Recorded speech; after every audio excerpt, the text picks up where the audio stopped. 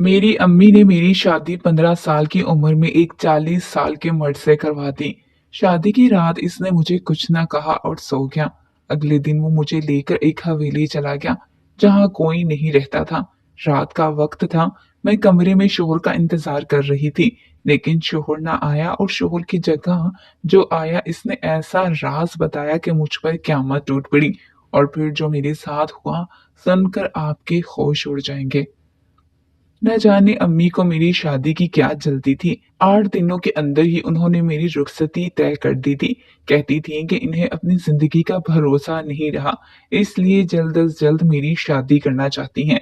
आनन फानन ही घर में निकाह की तैयारियां चल रही थी और मैं खामोशी से अम्मी को तैयारियों में मगन देखकर एक सर्द सांस खारिज कर देती। मुझे पढ़ने का बहुत शौक था। मेरे अब्बू भी मुझे पढ़ाना चाहते थे, मगर इनकी नागहानी मौत ने तो जैसे हमारी जिंदगियां ही बदल कर रख दी थी। मेरे 10वीं जमात के इम्तिहान करीब थे, मगर अम्मी ने मेरा स्कूल छुड़वा दिया था और कहने लगी कि वो अब मेरी पढ़ाई के अखराजात पूरे नहीं कर सकती। मैं घंटों बैठकर रोती रहती, लेकिन अम्मी से शिकवा नहीं कर सकी। इनका कहना था मैं अपने ससुराल जाकर राज करूंगी। जिससे मेरा रिश्ता तय किया गया था वो गांव का चौधरी था, जिसकी उम्र 40 साल के करीब थी और मैं 15 साल की लड़की, जिसके दिलो दिमाग में सिवाय पढ़ाई के किसी नए रिश्ते में जुड़ने का सवाल ही पैदा नहीं हुआ था। हाँ, ये बात सच थी कि वो जद्दी पुश्ती रईस था, मगर मुझ जैसी आम लड़कियों में आखिर उन्होंने क्या देख लिया था जो मुझसे निकाह करने चले थे। मुझे तो ठीक से बात करने का ढंग भी न आता था। शायद मेरी खूबसूरती और कम उम्री या शायद यही मेरे नसीब का लिखा था। मुझे इस वक्त इस बात की इतनी होश न थी। मेरा होने वाला शोहर मुझसे 3 गुना ज्यादा बड़ा है। मैंने अपने हालात देखकर बिल आखिर खुद को समझाया और आने वाले वक्त के लिए खुद को तैयार करने लगी। मेरी माँ बहुत खुश थी और अगर वो खुश थी तो इनकी इकलौती बेटी होने की खातिर मेरा भी हक बनता था कि मैं इन्हें खुश रखूं। निकाह का दिन आया और मुझे दुल्हन की तरह सजाया गया। कुछ देर बाद वाजिद रईस चंद मेहमानों के साथ घर में तशरीफ लाया और निकाह की तकरीब शुरू की गई। मेरे दिल में कुछ सवालात उभरे थे। इतना अमीर शख्स भला अपना निकाह इतनी सादगी से क्यों कर रहा था? मैं तो इनके बारे में जानती भी नहीं थी। शायद ये इनकी दूसरी शादी हो या शायद तीसरी। मैं सर झटक कर रह गई। जिस कलम से मैंने अपना मुस्तकबिल संवारना था, इसी कलम से अपना आप मैंने वाजिद रईस को सौंपते हुए दस्तखत कर दिए और फिर मैं रुखसत होकर अपने ससुराल आ गई। मुझे एक आलीशान होटल के बड़े से सजे कमरे में लाकर बिठा दिया गया। एक पल को इस खूबसूरत और दिलकश घर की आराम और आसाइश देखकर मैं मबहूत हो चुकी थी, लेकिन मैं ये सोच रही थी कि वो मुझे अपने घर की बजाय होटल के कमरे में क्यों लेकर आए हैं। मेरे दिल में फिल वक्त अपने शोहर के लिए कोई जज्बात ना थे, मगर इन आसाइशों को देखकर मेरा दिल कदरे नरम जरूर पड़ा था। शायद गुर्बत सबसे बड़ी आजमाइश होती है जो मेरी माँ ने काटी थी, इसलिए मेरे लिए इसने मर्द की उम्र के बजाय दौलत देखी थी। मगर अगले ही पल दिल में एक अजीब सी उलझन पैदा हुई। शायद ये एक शोहर से पहली बार मिलने की वजह से बेचैनी और खौफ के मिले जुले जज्बात की वजह से था। मैं दुल्हन बनी बेड पर बैठी थी, तभी कुछ देर बाद धीरे से दरवाजा खुला। इसी के साथ ही मेरे दिल की धड़कनें भी तेजी से धड़कने लगी। मेरा शोहर चलता हुआ मेरे करीब आया और मेरी जानिब कुछ देर बगौर देखने के बाद खामोशी से वॉशरूम की जानिब चला गया। मैं कपकपाते वजूद से इसकी जानिब देखने लगी।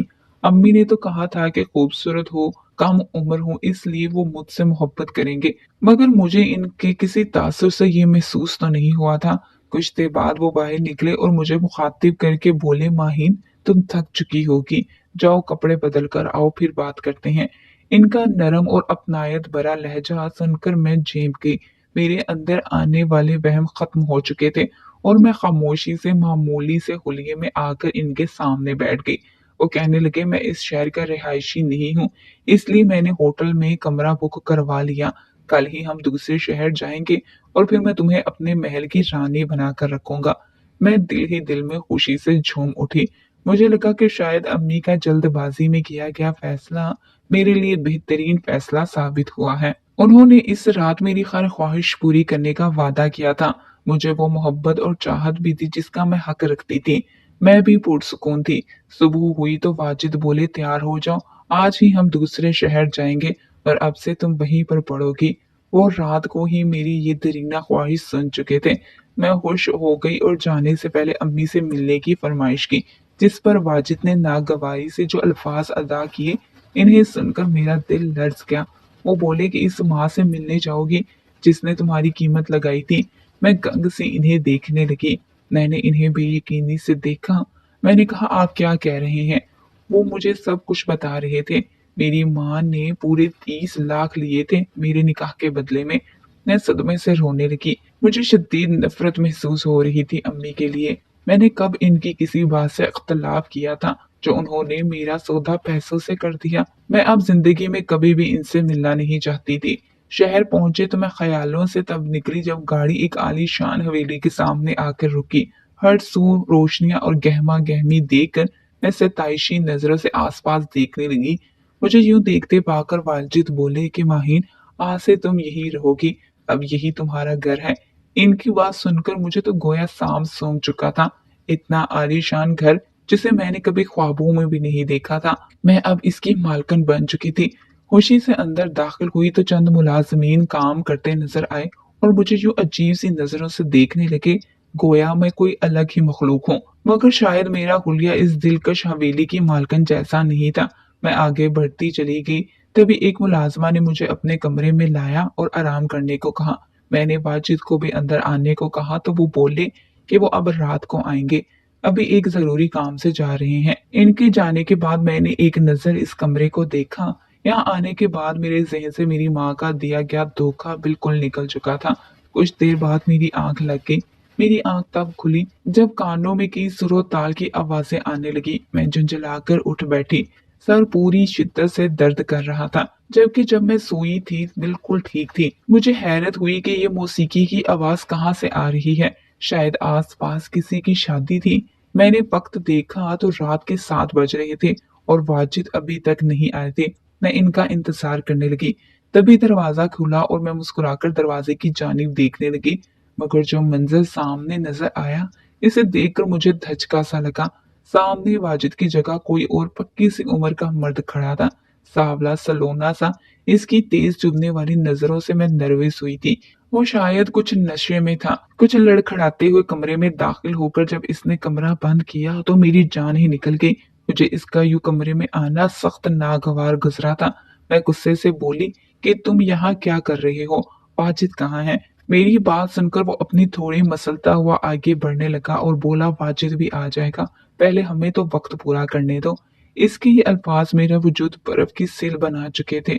मैं बौखलाकर चिल्लाने लगी और वहां से भागने लगी। शायद वो कोई चोर उचक्का था जो अंदर घुस आया था, मगर इसने मुझे अपनी गिरफ्त में लेकर दीवार से पटक दिया और फिर गुस्से से गाली बकते हुए बोला, ऐसे कैसे जाने दो, पूरी कीमत अदा करके अंदर आया हूँ। नसरीन आपा भी रोजाना नया माल ले तो आती हैं, मगर इन्हें ये समझाना भूल जाती हैं कि मालिक से कैसे बात करनी है। मेरा दिल तो गोया धड़कना ही भूल चुका था। कौन नसरीन आपा, कौन सा माल? मैं लरजते वजूद के साथ सहमी बैठी इस सारी सूरत हाल को समझने की कोशिश कर रही थी। मुझे जब कुछ न सूझा तो मैं अपने शोहर को आवाजें देने लगी। तभी एक पक्की उम्र की औरत कमरे में दाखिल हुई और माथे पर बल डाले। मेरी जाने बढ़ी। अगले ही लम्हे इसने मेरे मुंह पर कई थप्पड़ों की बरसात कर दी थी। एक साथ कई धचके मेरा दिमाग सुन कर चुके थे।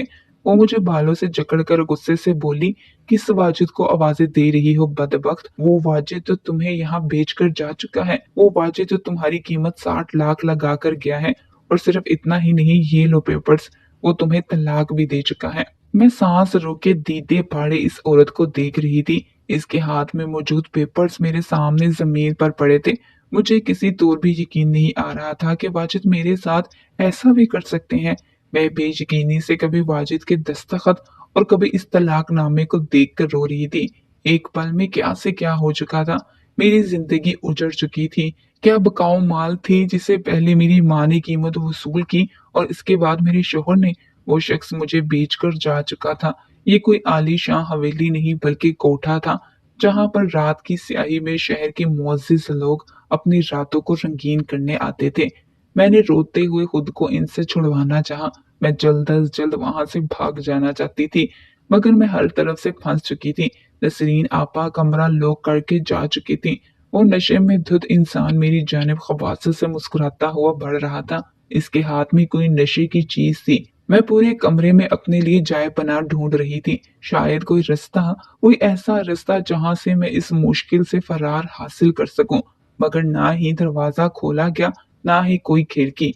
वो शख्स मुझ पर वो बदबूदार नशा आवर चीज उंडेलता रहा और मैं इससे रहम की भीख मांगती रही। इसने मेरी कीमत चुकाई थी। जब सीधी तरह बात ना बनी तो इसने मुझे मारना शुरू कर दिया। इसने मेरे एहतजाज पर वो स्याह कांच की बोतल को मेरे सर पर मारकर तोड़ दिया। मैं चकरा कर जमीन पर गिर गई।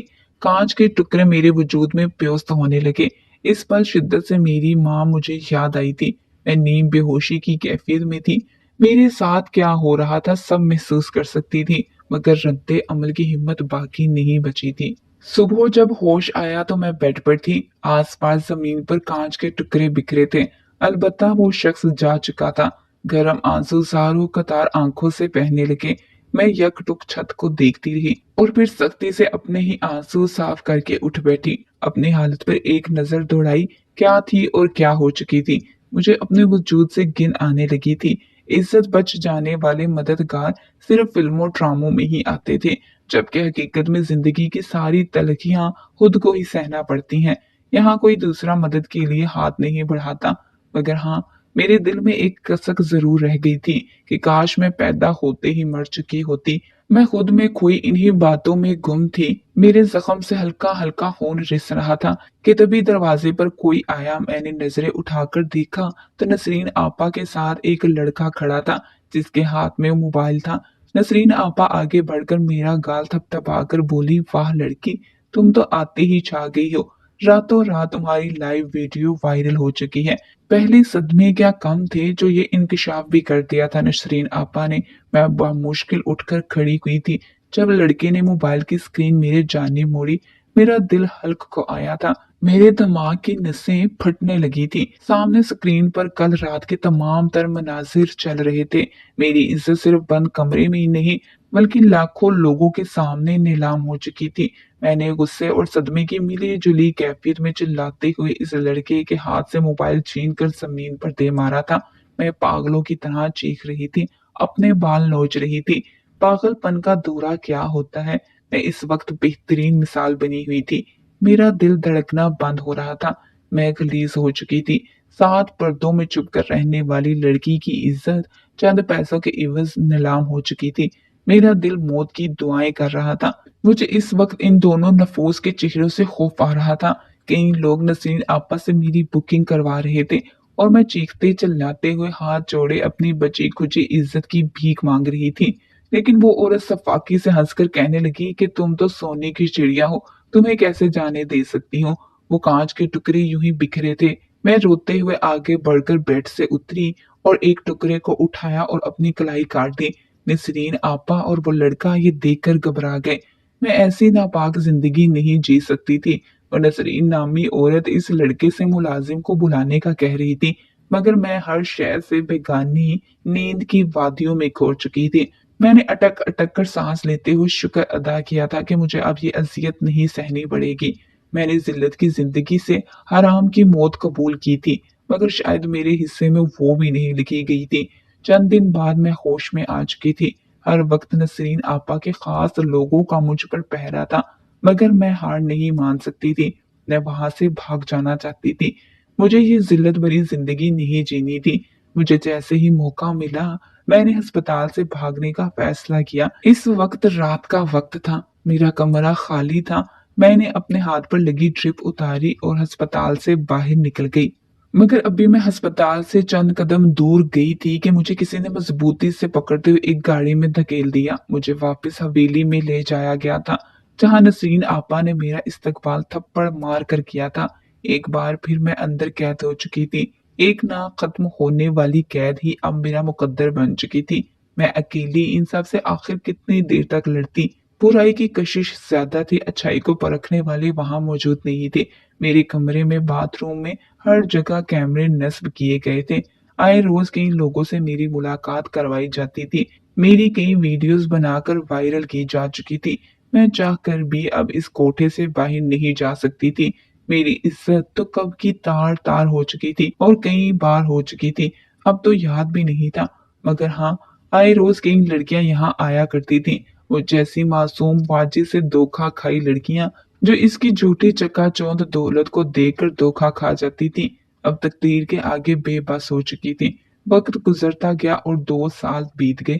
आज भी वाजिद कोठे पर आता था, मगर इसकी कभी हिम्मत नहीं हुई थी मेरी आंखों में आंखें मिलाकर देखने की। वो जब भी आता एक लड़की यहाँ जरूर लाता था। इस शाम मुझे नसीन आपा ने मेरी बुकिंग का बताया, जो कि एक होटल में थी।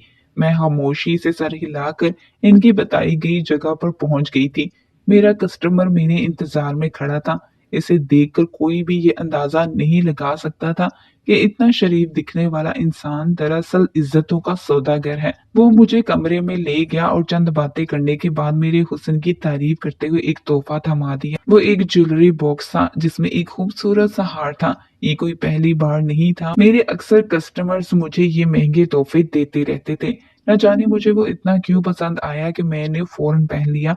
मुझे वो शख्स भी बाकी लोगों से भला लगा था, मगर अपने दिल की बात दिल में ही कहीं दफन करके। वो जैसी लड़कियों को मुआशरा जिस नाम से पुकारता था, इस नाम को शरीफ लोग अपने घरों में लेना भी नाजेबा समझते थे। सुबह मैं कोठे पर वापस आ गई। मेरे गले में हार देखकर नसरीन आपा मायने खेज अंदाज में मुस्कुराई और कहने लगी, लगता है कि इस बार तुम्हें कोई दिल से पसंद आ गया है। इनकी बात सुनकर मैं मुस्कुरा कर रह गई।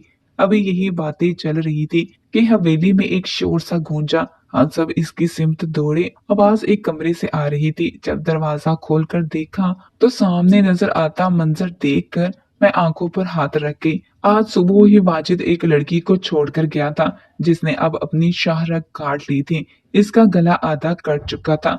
ये मंजर देखकर मेरी सांस उखड़ने लगी। मैं मजीद वहां खड़ी न रह सकी। मेरे कानों में नसीन आपा की आवाजें गूंज रही थी, जो इस लड़की को ओल फोल बोल रही थी।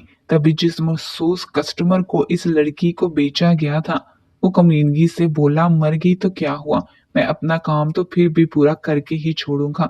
आखिर को पैसे दिए थे। मैं चकराते दिमाग के साथ दीवार का सहारा लेती वहां से दूर चली आई। इस लड़की को हॉस्पिटल ले जाया जा चुका था और मैं इसके मर जाने की दुआ कर रही थी, क्योंकि यहाँ से खलासी का बस यही एक रास्ता था। एक बार फिर मैं इसी कर्ब से गुजरने लगी थी, जो यहाँ आकर पहले दिन महसूस किया था। मुझे इस हालत में देखकर वाजिद मेरे करीब आया और फिर मेरे पास घुटनों के बल जमीन पर बैठकर पानी का गिलास मेरी जानिब बढ़ाने लगा। इसका ये अमल मुझे आग बगूला कर चुका था। वही तो जिम्मेदार था इन सब का। मैंने वही पानी का गिलास इसके मुंह पर दे मारा। वो बुखलाकर उठा और मेरा मुंह दबोच कर दूसरे हाथ से अपनी पैंट से पिस्टल निकालने लगा। इसे ऐसा करते देखकर मैं फीकी सी मुस्कुराई और बोली, काश वाजिद रईस तो मुझे यहाँ लाने से पहले अपने शोहर होने की हैसियत से हासिल करके जान से मार देते, मैं उफ भी ना करती। मगर अब क्या फायदा, ना इज्जत बची और ना कोई रिश्ता। वाजिद की आंखों में खून उतर चुका था। भला इस जैसे शख्स पर इन बातों का क्या असर होता। तभी गोली चलने की आवाज आई। मैं खौफ से आंखें मूंद चुकी थी, मगर ये क्या, सामने तो पुलिस खड़ी थी, जिसने आते ही पूरे कोठे को अपने कब्जे में ले लिया था। कांस्टेबलों ने वाजिद को हिरासत में ले लिया था, जबकि नसीन आपा भी बेइंतहा हाथ पांव मार रही थी, मगर खुद को इन लेडी कांस्टेबल से छुड़वा नहीं पा रही थी। डीएसपी इब्राहिम मलिक ने एक पेपर नसीन आपा को दिखाते हुए कहा कि कई महीने लगे हैं इन्हें इसके खिलाफ सबूत इकट्ठे करने में और वाजिद जैसे शख्स को रंगे हाथों पकड़ने में। तभी डीएसपी अपने चेहरे पर एक मखसूस मुस्कान सजाए मेरी जानिब बढ़ने लगा और मेरा शुक्रिया अदा करते हुए बोला, शुक्रिया माहिन, अगर आप मेरा साथ ना देती तो शायद मैं कभी भी इन्हें और इनके गैंग को रंगे हाथों सबूत के साथ ना पकड़ सकता। इनकी इस बात पर जहां नसरीन आपा के तोते उड़े, वहीं वाजिद भी हैरान रह गया। मैंने अपने गले से लोकेट उतार कर इब्राहिम के हवाले कर दिया, जो चंद माह पहले इस होटल में इसी ने मुझे दिया था। इस शाम मेरा कस्टमर कोई आम शख्स नहीं बल्कि डीएसपी था और नसरीन गैंग के स्याह धंधे के मुतालिक सबूत इकट्ठे करना चाहता था। इसने मुझसे कहा कि इस कोटे से निकलने में वो मेरी हर मुमकिन मदद करेगा। मैंने तो हालात से समझौता कर लिया था, मगर मुझे कई लड़कियों की जिंदगियां बचानी थी। मैंने हामी भर ली और फिर डीएसपी का दिया हुआ हार, जिसमें माइक्रोफोन और स्मार्ट माइक्रो कैमरा चिस्पा था, वो पहन लिया। इस कोठे में कब क्या होता रहा और कौन क्या करता रहा, सब कुछ इब्राहिम को पता चलता रहा। और फिर आखिरकार कई सबूत इकट्ठे कर लेने के बाद आज ये दिन आ ही गया था। नसरीन और वाजिद अपने इख्तिताम को पहुंच चुके थे। जो लड़कियां नई आई थी, इन्हें इनके घरों तक सही सलामत भेज दिया गया। वो कितनी खुशकिस्मत थी, इन तक मदद पहुंच गई थी, जिनमें मेरा भी किरदार शामिल था। मैं एक ठंडी सांस खारिज करके रह गई। काश चंद साल पहले मेरे लिए भी कोई मोजज़ा हो जाता, मेरी इज्जत बच जाती। मैं इन्हीं सोचों में गुम थी कि इब्राहिम मेरी जाने बढ़ा और अपने साथ जाने की ख्वाहिश जाहिर की। मैं इनके साथ इनके घर में चली गई, जहाँ सिर्फ इनकी बूढ़ी माँ थी। कुछ दिनों बाद इब्राहिम ने मुझसे शादी करने की ख्वाहिश जाहिर की। मैं हैरान थी, मगर उन्होंने मुझे कुछ बोलने का मौका नहीं दिया। इनका कहना था कि तुम्हारी जिंदगी सिर्फ वो है जो तुम मेरे साथ आइंदा गुजारोगी, इसमें माजी का कोई अमल दखल नहीं होगा। तुमने जिस तरह से मेरी मदद की है, मैं तुमसे शादी करके खुद को खुश नसीब समझूंगा। इनकी मोहब्बत देखकर मैंने हाँ कर दी। चंद हफ्तों बाद मेरा और इब्राहिम का निकाह हो गया। निकाह के कई साल गुजर जाने के बाद भी इनकी मोहब्बत में जरा भी कमी नहीं आई। मेरी सोच का जाविया वो बदल चुके थे। जिंदगी में कुछ भी बेमकसद नहीं होता, सबके सबक मुख्तलिफ होते हैं। वाकई जख्म पर मरहम रखने वाले भी मिल ही जाते हैं, मगर अपने बेहतरीन वक्त पर।